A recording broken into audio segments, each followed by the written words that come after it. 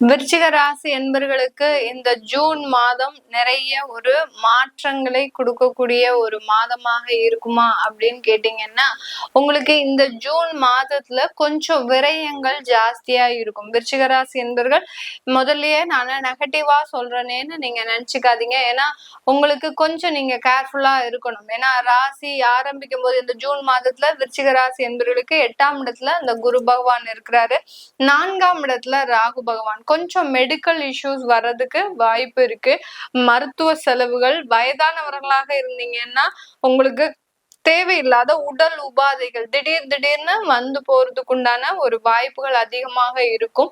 அதனால கொஞ்சம் எதுவும் தேவையில்லாம செலவு பண்ணாதீங்க. உங்களுடைய சேவிங்ஸ்ல இருந்து எடுத்து எதையாவது தேவையில்லாம செலவு பண்ணி நீங்க மாட்டிக்கொள்ள கூடாது. அதற்குதான் முதல்லயே ஒரு எச்சரிக்கையா தான் அந்த ஃபர்ஸ்ட் லைனா உங்களுக்கு சொல்றேன். இந்த விருச்சிக ராசி என்பர்கள் பொதுவாகவே பாத்தீங்கன்னா நிறைய ஒரு விஷயத்துல ரொம்ப கேர்ஃபுல்லா இருந்து அந்த கவனத்தின் பேர்ல சில விஷயங்களை அதை இழந்துருவாங்க. அந்த அந்த ஒரு பாசம்ன்ற ஒரு விஷயத்துல அந்த கணவன் மனைவி அந்த குடும்பத்துல யார் மேதாவது ஒரு பாசம் அதிகமா வச்சிருக்கிறீங்க அப்படின்னா அந்த பாசத்தின் மிகுதியினாலேயே அந்த பிரிவை சந்திப்பவர்களும் நம்ம விருச்சிக ராசி என்பர்கள் தான். இவர் எப்ப பார்த்தாலும் நம்ம கிட்ட ரொம்ப பாசமா இருக்காரு, இது தப்பா இருக்கே அப்படின்ற மாதிரியாக அந்த ஒரு கேரக்டரை சந்தேகப்படக்கூடிய ஒரு சூழ்நிலை இவர்களாகவே ஏற்படுத்தி கொள்ளக்கூடிய ஒரு சந்தர்ப்பம் இந்த விருச்சிக ராசி என்பர்களுக்கு வரும். ஏன்னா ராசிக்கு காலபுருஷனுக்கு 8ஆம் இடம்ன்றது பாத்தீங்கன்னா இந்த விருச்சிக ராசி எப்போதுமே வாழ்க்கையில அவமானம், அசிங்கம், அடுத்து பாத்தீங்கன்னா தேவையில்லாத வம்பு வழக்குகள், நோய் தொந்தரவுகள் இது எல்லாத்தையுமே அனுபவிச்சுட்டு இருப்பீங்க. அப்படி இருக்கும்போது நீங்க ஒரு பாசம் வைக்கிறீங்க, ஒரு யதார்த்தமான ஒரு பாசத்தையோ நேசத்தையோ வைக்கிறீங்க, அந்த பாசமும் நேசமும் உங்களுக்கு எதிரியாக மாறிடுது. இதை யாருமே நினைச்சு பார்த்திருக்கவே மாட்டீங்க. இந்த அளவுக்கு நம்மளுக்கு இந்த பிரச்சனைகள் இது கொடுக்குமா அப்படின்றதெல்லாம் இந்த விருச்சிக ராசி என்பர்கள் நினைத்து கூட பார்த்திருக்க மாட்டீங்க. அந்த அளவிற்கு உங்களுடைய சில குணாதிசயங்களே உங்களுக்கு எதிரியாக மாறக்கூடிய ஒரு தருணமாக தான் இருக்கும் இந்த விருச்சிக ராசி என்பர்களுக்கு. விருச்சிக ராசி என்பர்களுக்கு உங்களுடைய ராசிக்கு அதிபதியாகப்பட்ட அந்த செவ்வாய் உங்களுடைய 9ஆம் இடமான அந்த பாக்கிய ஸ்தானத்திலிருந்து 10ஆம் இடத்திற்கு பெயர்ச்சியாகி வர்றாரு. இந்த மாதத்துல நீச்சமா இருந்தாரு. இது நாள் வரைக்கும் பாத்தீங்கன்னா என்ன செஞ்சாலும் கிட்டத்தட்ட ஒரு 5 மாதங்களுக்கு இந்த விருச்சிக ராசி என்பர்கள் தனக்குத்தானே ஒரு தாழ்வு மனப்பான்மை இருந்துகிட்டே இருந்திருக்கும். என்ன செஞ்சாலும் அது நமக்கு சரியா வரமாட்டேங்குது, ஒரு விரக்தியான ஒரு சூழ்நிலையில இருந்துகிட்டே இருப்பீங்க.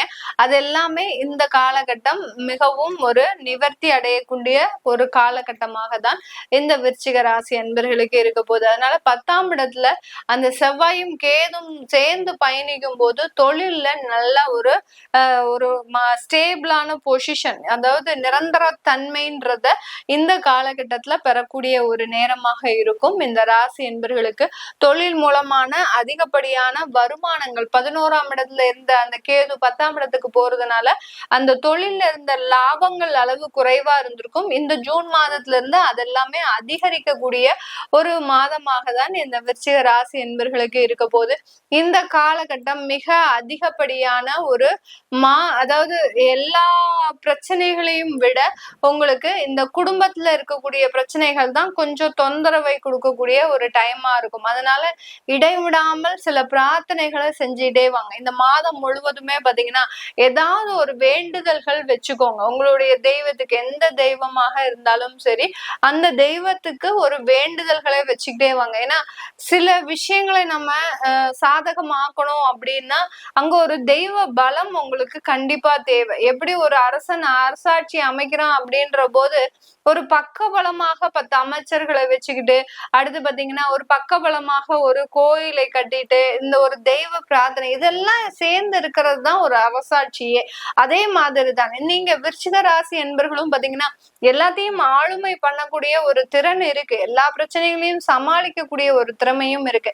ஆனால் அத பக்க பலமாக சில தெய்வ பலங்களை நீங்க பக்கத்துல வச்சுக்கோங்க. கண்டிப்பா அந்த பிரார்த்தனைகளை வச்சுக்கோங்க. கண்டிப்பா அதுல இருந்து உங்களுக்கு ஒரு நல்ல ஒரு நிச்சயமான ஒரு நிவர்த்தின்றது இந்த மாதத்துல கிடைக்கும். அதனால உங்களுக்கு இந்த ராசி என்பர்களுக்கு அந்த ஒரு குடும்பத்துல இருக்கக்கூடிய நெருக்கடிகள் அதிகரிக்கக்கூடிய ஒரு தருணம். யார்கிட்டயும் போய் விருச்சிக ராசி என்பர்கள் நீங்களா போய் பழகக்கூடாது. பழகுனீங்கன்னா இந்த காலகட்டம் உங்களுக்கு தேவையில்லாத தொந்தரவுகளை கண்டிப்பா கொடுக்கும்.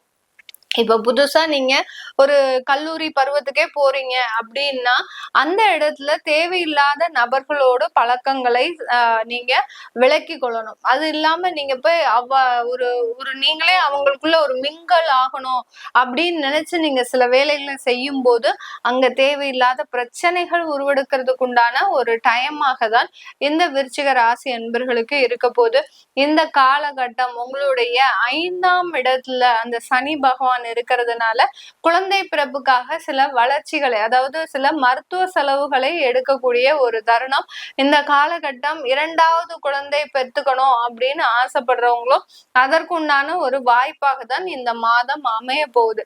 அந்த குடும்பத்துல இருக்கக்கூடிய அந்த சில பிரிவுகள் சில நேரத்துல அது ஒன்று சேர்றதுக்கு உண்டான ஒரு வாய்ப்பாகவும் இருக்கும். 8ஆம் இடத்துல இருக்கும்போது குரு பகவான் திடீர் அதிர்ஷ்டத்தையும் கொடுப்பார், திடீர் சங்கடத்தையும் கொடுப்பார். அதனால அந்த ஜூன் மாதம் பாத்தீங்கன்னா 2வது குழந்தை பெத்துக்கிறதுல ரொம்ப அது ஒரு நல்ல ஒரு அமைப்பாக தான் இந்த மாதம் இருக்கு. அதனால யாரெல்லாம் எங்களுக்கு ஒரு குழந்தை தான் இருக்கு, நாங்க இன்னொரு திருமணம் அதாவது இன்னொரு குழந்தை பெத்துக்கணும் ஆசைப்படுறோம் அப்படின்னு நினைக்கிறவங்களுக்கு எல்லாம் தாராளமா இந்த மாதம் அதற்குண்டான நீங்க முயற்சிகள்ல ஈடுபடலாம். அடுத்து பாத்தீங்கன்னா இந்த காலகட்டம் 2வது திருமணம் பெருமளவுக்கு எனக்கு செட் ஆகுமா, நான் என்னுடைய விவாகரத்து வழக்குகள் ஆயாச்சு, நான் தனி மரமா இருக்கேன், எனக்குன்னு இன்னொரு வாழ்க்கை வேணும் அப்படின்னு நினைக்கிறவங்க இந்த காலகட்டம் உங்களுக்கு சாதகமா இருக்குமா அப்படின்னு கேட்டீங்கன்னா தாராளமா பண்ணிக்கலாம். பண்ணிக்கிட்டீங்கன்னா உங்களுக்கு அதுல ஒரு நல்ல ஒரு வாழ்க்கை வளர்ச்சிகள் எல்லாமே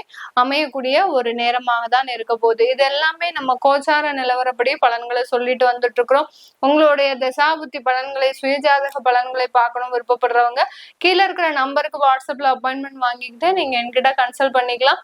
உங்களிடமிருந்து விடைபெறுவது உங்கள் ஆஸ்ட்ரோ பூர்ணா. நன்றி, வணக்கம்.